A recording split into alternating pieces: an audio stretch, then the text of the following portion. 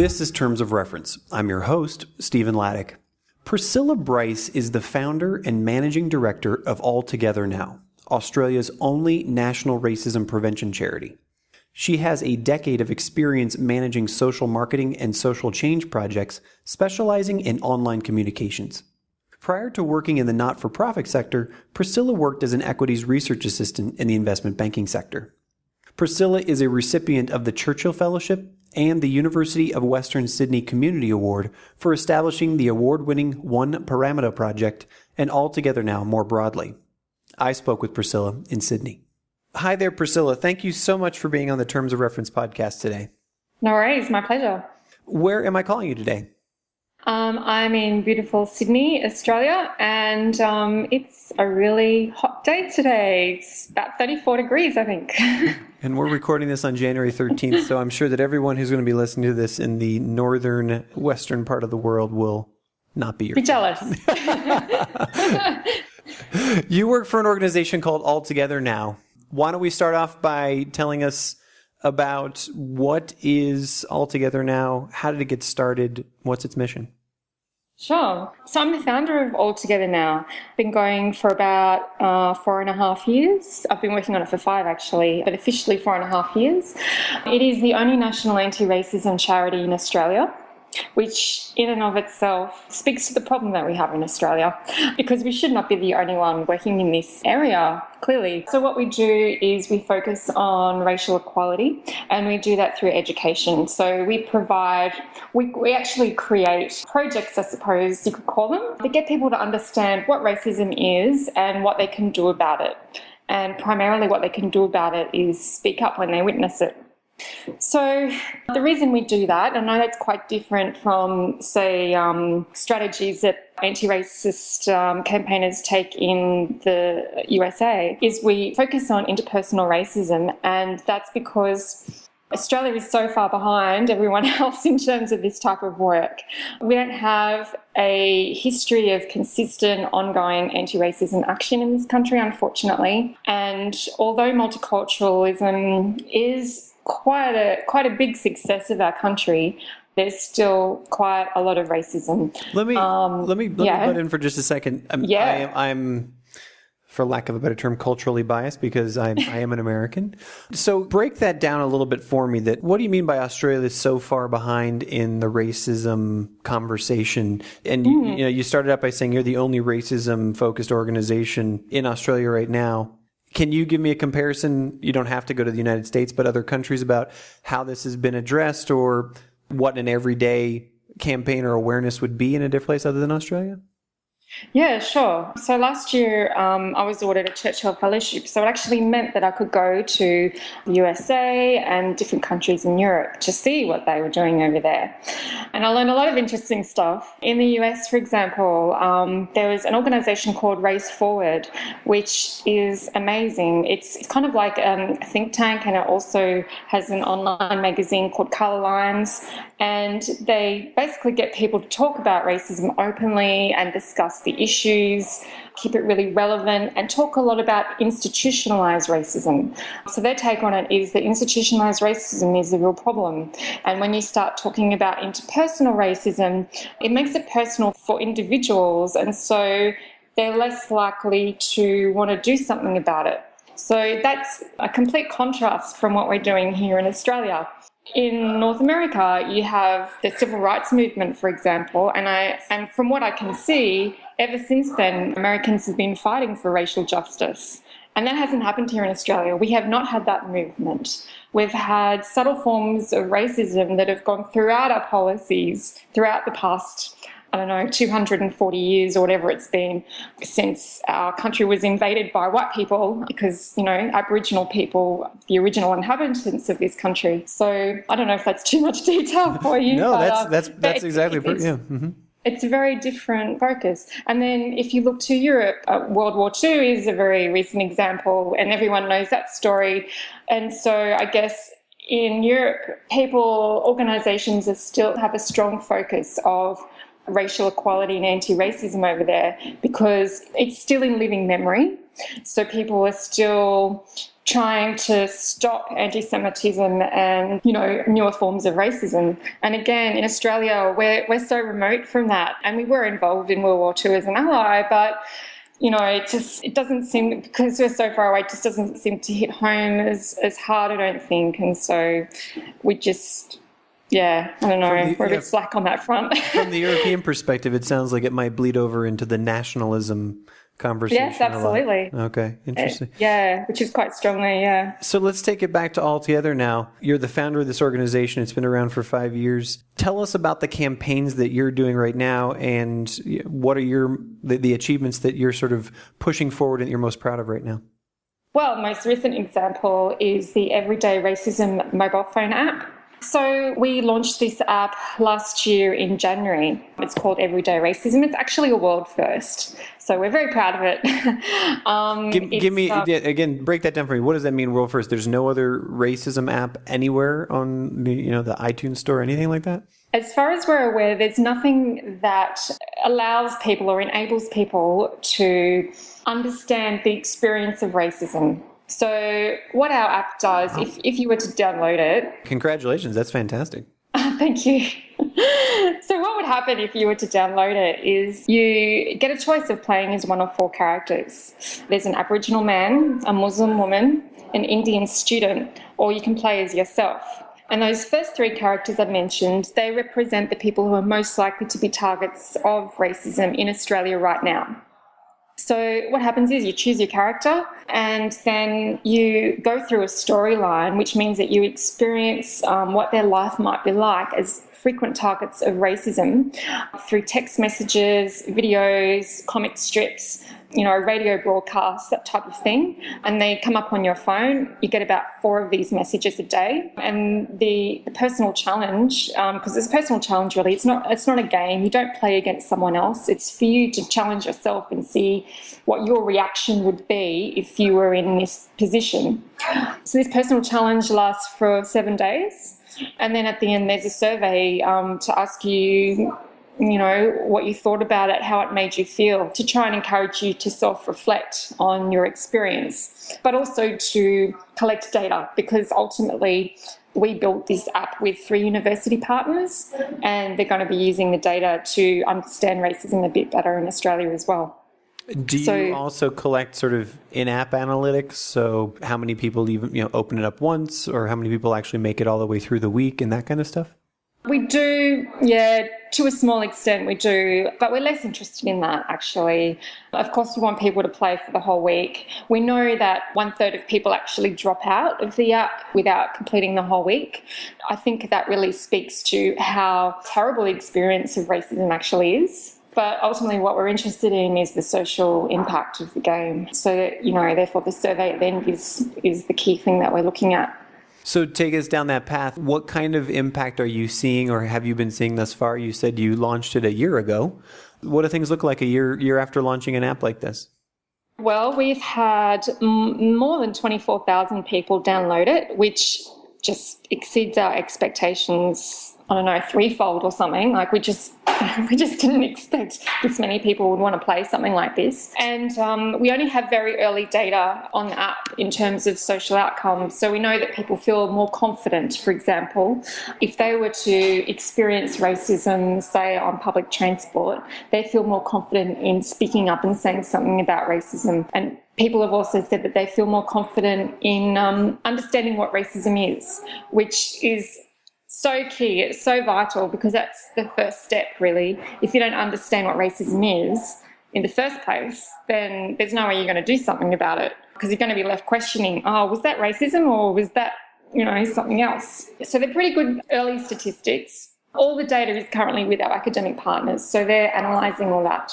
And that'll help inform what we do with the app next. We have some great ideas about what we'd love to do next, but all of our work is evidence-based and it needs to be. And so, we're just going to wait for the data, and so we can make an informed decision about what to do next. This app's a year old. The organization's, you said, going on 5 years old, and you have 3 university partners. What was the genesis of the idea to create this app? Was it through the university partners, or was this, it popped into your head one day, or?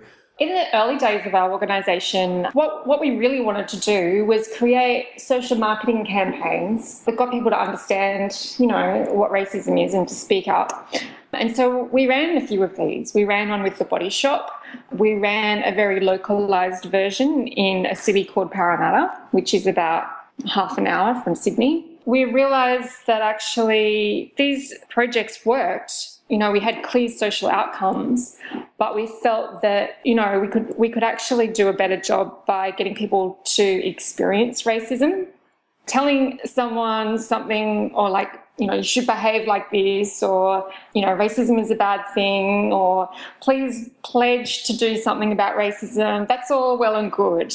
But we felt that there was something missing from that. We decided, we looked around the world to see, what else is happening. And we actually found an app called iHobo in the UK. And that had done really, really well. And so we thought, just imagine if you could do something like that with racism. And hang on a second, with your mobile phone, when it beeps or vibrates and you want to check it, because it could be a friend, it could be your partner, it could be your boss. So that's not something that you want to ignore. So let's use that as a way to get people's attention and get them to think a bit more about racism. Do you reach the racists? I guess that's the tough question, or the elephant in the room. And I guess the two people I'm interested in, or two sets of people. One would be those who experience racism. You said it's there's an Aboriginal person, a Muslim person, etc., an Indian person, I believe you said. So on one aspect, are they using the app? And on the other side of that coin, are the racists using the app? I guess we're all racist in some way, but you see where I'm going with that. Yeah, I do. The app isn't targeted at people with racist views, no. The reason for that is because we don't think that an app is going to change their mind.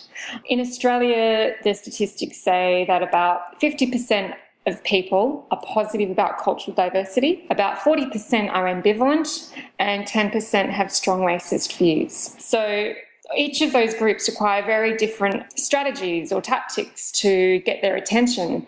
And an app is not going to appeal to the racists. It appeals to the 50% of people who are already positive about cultural diversity. So how this works is that, first of all, when someone says something racist, the reason they do that is because they overestimate the number of people around them who agree with their point of view.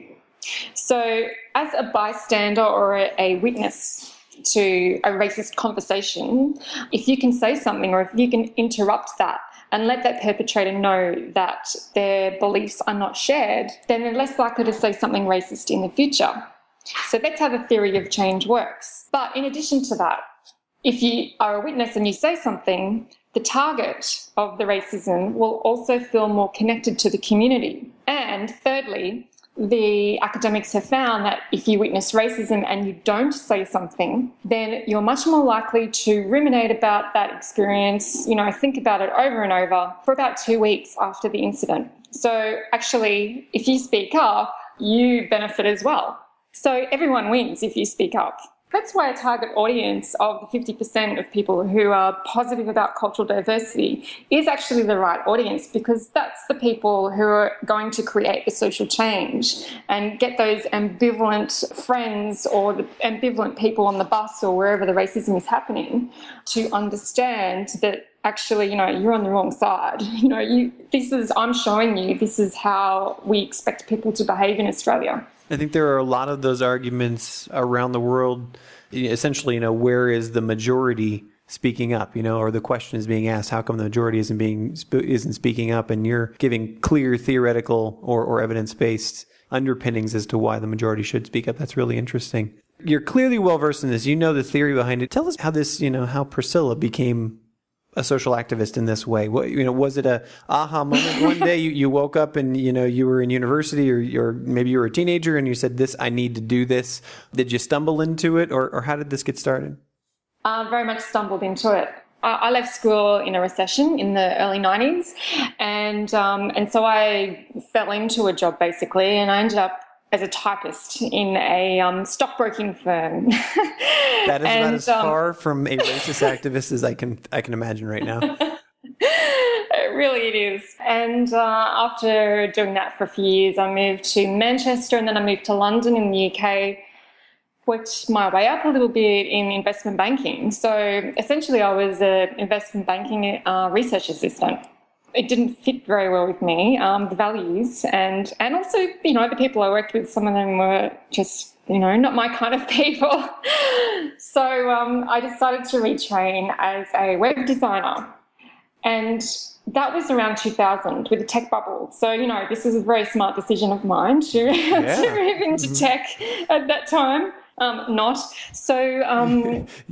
So far you're batting 2 for 2. I know. And so I couldn't get a job, and so I started volunteering at community organisations in London, making websites. And so I was building my skill set and also helping the community sector and learning more about it. And that was particularly the grassroots side of it. And then I moved back to Australia. I moved to Melbourne, and I got a job running Oxfam's website and learnt much more about international development. And when I was there, I started volunteering at the Asylum Seekers Resource Centre. And I think in a way that's where it all started for me, because I started to understand asylum seekers' issues in depth. For those of you who don't live in Australia, asylum seeker policy is one of the biggest issues that we have here right now. It's appalling. That's all I can say. It's terrible. And then I moved into Indigenous rights, and I was the national campaigner for ANTAR, which is an Indigenous rights organisation. Got to know a lot of information about that area as well. And we were running some anti-racism campaigns for Aboriginal and Torres Strait Islander people. I realised that there's this great research in Australia about racism and anti-racism, but I couldn't really see very many organisations using this research and applying it. And then when I dug a bit further, I realised actually there's no dedicated anti-racism organisation in this country. There's something wrong there, So I thought, because I have this information now, I can't do nothing with it. I can't just sit on my hands. So I just took personal responsibility and started all together now. It didn't come to me in a, lightning strike or anything like that.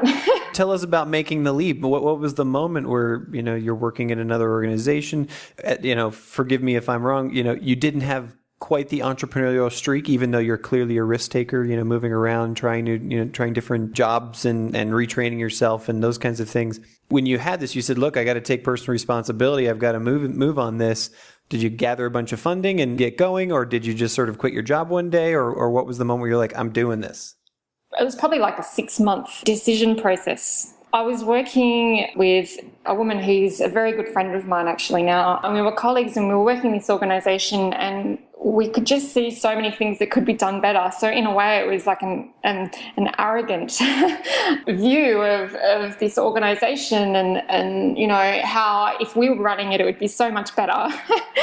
So it was partly that as well, that we just had this vision for what this organisation should be. And then we thought, well, hang on a second, what's the point of just sitting around talking about this? Let's go and do it. I mean, it's mostly been me doing the work, and that's for financial reasons. We didn't start the organisation with any money, really. It was just intent, pure intent. This is what's got to happen. There's no magic to it. Yeah, so classic bootstrap. Yeah, absolutely. What have been the biggest challenges over the last 4 years beyond fundraising? We know that that's always there for a new social enterprise or a new social endeavor. Is it rallying people around your cause? Is it getting out in the street? What are the biggest challenges for you as an entrepreneur, opening up this social enterprise? There's many. I think as each year goes by, it gets easier. Like in December every year, I look back and think I'm much further along this path than I thought I would be last year. You know what I mean? So that's positive. So it feels like progress is being made year on year. The first year was definitely the hardest because there wasn't any information about how to set up an organisation. I just had to search things out and talk to lots of people and gather bits of information where I could. That probably the first 2 years, it was very, very hard to convince people to come on board. As volunteers, it was hard to get a lawyer, it was hard to get an accountant, it was hard to get pretty much any help because we hadn't proved that we could do anything or proof of concept, like nothing. There was nothing there. So that was definitely the hardest time. And it's definitely much easier now because we have a really strong team of volunteers and they're all amazing people and very dedicated. So life feels considerably easier. That's fantastic. What's the organization look like now? Has it grown to more than, a couple full-time staff? Or I was looking through your annual report just before our conversation today. You have a ton of support in the ways of, in-kind support and people donating their time. What's it really look like to you when you go in the office today? Well, all of our staff are volunteers. We don't have any paid staff at the moment, unfortunately. And they're all part-time, consequently. The people that tend to be attracted to our organisation are either students, university students, and new migrants. And so these people are people who either have experience or education or even both. The work that they're doing is so under what they have been doing, particularly if they're new migrants, We've got very highly qualified people. In fact, one of our previous website administrators, she was a former COO or CIO, like crazy talent coming to our organisation. So we're really lucky in that respect. And we tend to have 5, 6, 7 people in it each day. So it's quite a buzz and there's a lot of energy around what we're doing. So I think it's an amazing team, and even describing it now, I feel quite amazed. I think that the way you're describing it, in one respect, it reminds me of a couple other organizations I've worked with in the past, like the Global Youth Action Network and some others along that line. How do you organize that work when you have part-time staff and volunteer staff? You can't count on them necessarily for the commitment other than their goodwill. Have you ever had a problem with that? Or do you have a problem managing campaigns and making sure things get going? Or tell us about that. That has been quite a challenge, and it's taken several different attempts, I suppose, to get the team working well together. The model that we have now is definitely the best one that we've tried. So basically I have 4 managers who report to me, and reminding you that these managers are volunteers. So we have a communications, a marketing manager, operations manager, and a project manager, with a second project manager starting next week. So it'll be 5 managers. And each of these managers manages their own team of volunteers. Basically, all the managers come in on a Monday and then they'll come in on another second day of some sort, and they try and get their team in on the days that they're there. So they're all working together and there's face-to-face communication. So, what we had done wrong in the past was, just have volunteers come in any day that suited them, no kind of set hours, flat structure, all the things that activists love, but on a day-to-day basis, on an organisational basis, that just didn't work for us. We had to have structure, as terrible as it is for me to say that, because I was anti-structure before this, but you have to have structure and you have to have position descriptions and and all of that sort of stuff. So I actually learned the hard way, but, it's all worked out for the best now because we have a very smooth running team. So... And I have to say, I'm probably unique, perhaps, in Australia in that respect. Not wholly unique, but I'm unusual because I'm studying an MBA and I look for how I can apply business solutions and business acumen, I suppose, to a not-for-profit cause. I don't think that's normal. Most people wouldn't, in the not-for-profit sector, most leaders here, I think they would tend to go and study a Masters of Sociology or a Masters of International Development, or, do a PhD in anti-racism or something like that. And I just thought, look, the world does not need another anti-racism expert. Our country has some really amazing people who are already doing that work. They don't need me to go and do that as well. What they do need is someone who can run an organisation really well and can facilitate people so they can do what they're good at to make anti-racism happen in our country. The next question I want to ask is one of the ones I ask every time. You've had a bunch of different campaigns beyond everyday racism. I see Erase Your Racism. You've got the I'll Ride With You campaign, the One Parramatta project. Parramatta? Yep. Parramatta? Got to say it with an Aussie accent. Sorry. Parramatta. When have you failed? Tell us about a time that you failed with one of these projects, and especially being a solopreneur in a lot of ways. Have you picked yourself up and kept yourself going over the last 4 years? Well, I guess when I've failed, there've been, I guess, small failures when we had really wanted a particular result and for whatever reason, maybe we hadn't planned well enough or we hadn't put enough effort in. Something didn't come out as successful as we hoped. I guess that kind of thing happens fairly regularly. In fact, particularly when it comes to media, for example, we're looking to publicize something and we struggle with that all the time. And so I guess they're little failures that add up that we learn from, and then we do it slightly different the next time. So yeah, I guess it's a frequent occurrence. You experience failure every day. You're just tenacious. Sounds like you're very committed to learning from challenges, learning from missteps, learning from even successes to see how you can do better. Exactly. Yeah, that's right.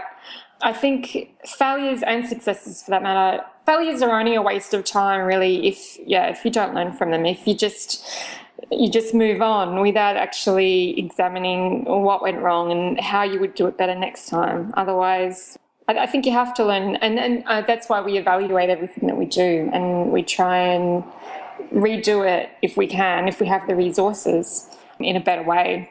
No wise advice from me. It's just, keep trying. Well, one of these things that you've continued to revamp and retool is your organizational structure, and you seem to have fallen into a management structure that you said is going really smoothly.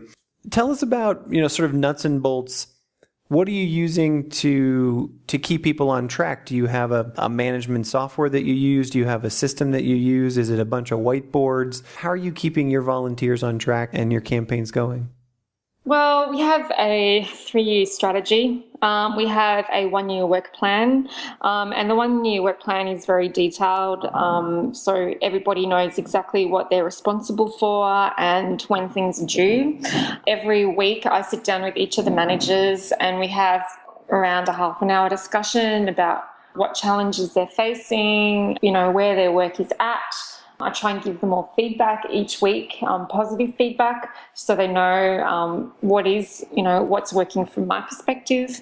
So I think that face-to-face discussion is invaluable, and really I think that's what gels it all together.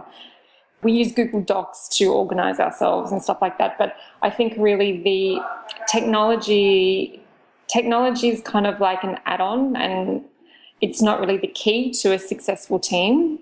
It's almost like a nice to have kind of thing, but I think really it's the relationships that keep everything ticking along well. How about you? How do you divide your time? Are you mostly fundraising? Are you out on the street, banging the anti-racism drum? What's your day look like? I spend a lot of time doing starting projects. So at the point where we have this great idea and we have board approval and everybody wants to do a particular project, but we don't have the funding yet, my role is really to do some networking and connecting people and the ideas and setting up a project so that it's ready to get funding and therefore employ a project manager to do the work. And pretty much that's how we've operated right from day one. So I've set up things and then I've passed it on to a project manager who takes it through to completion and hopefully evaluation if we have enough money for them to evaluate it. Otherwise, we, give it to the academics. Yeah, it's a lot of that. It's a lot of setting up projects, which takes a lot of time. So it's mostly networking and meeting with the staff, I guess. That's really what my life looks like. I work 4 days a week at Altogether now, and the other day is a study day so that I can do my MBA. And I try and have a balanced life. So on the weekend, I try really hard not to do any work. So, yeah, the biggest danger for activists or anyone really working in this sector is burnout, right? So I don't want to end up with that feeling of exhaustion, which I do have sometimes, where it's just like, it's all too much. I just want to sit on the sofa and watch TV for 24 hours. You know what I mean? I'm trying to avoid getting into that situation in the first place. So I try and be as balanced as possible. I'm wary of my next question then. What's the next 5 years look like for you? Where are you taking this organization? What I would like to do, first of all, to finish my MBA, so I have a better understanding of things that I can do with this organisation and I don't know if grow it is the right word, because I'm not sure the growth is always a great thing, but stabilize it and make it sustainable. And so the next 5 years will be about that and learning from that, applying that, and bring the organisation to a more financially sustainable place.